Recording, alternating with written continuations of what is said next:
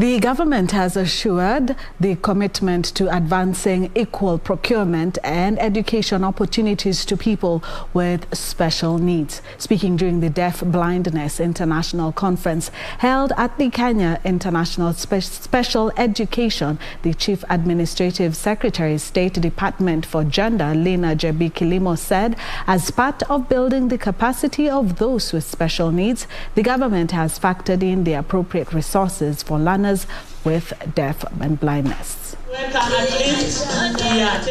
The Kenya Institute of Special Education Thursday hosted the first ever Deaf Blindness International Conference in Africa.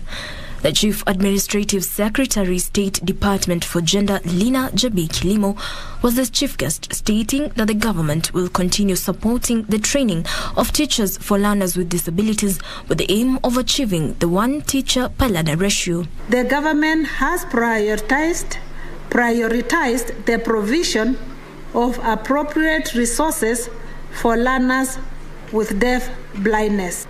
The government continues to support the training and deployment of qualified teachers for learners who are deaf-blind with the aim of attaining a ratio of one teacher per learner.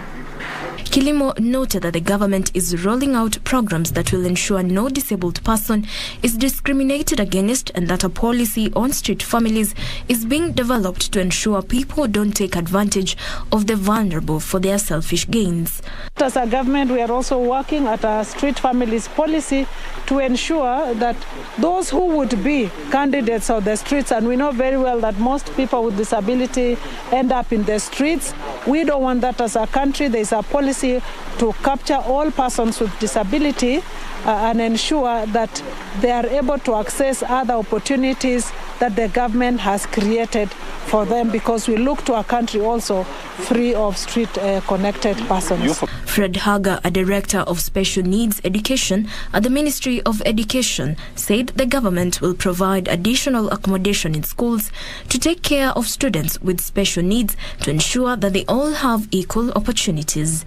As government, ensure that all persons who are deaf-blind also have equal access to education, and that means that we provide additional reasonable accommodation in different institutions so that persons who are deaf-blind can also get access that right to education like their peers without disability.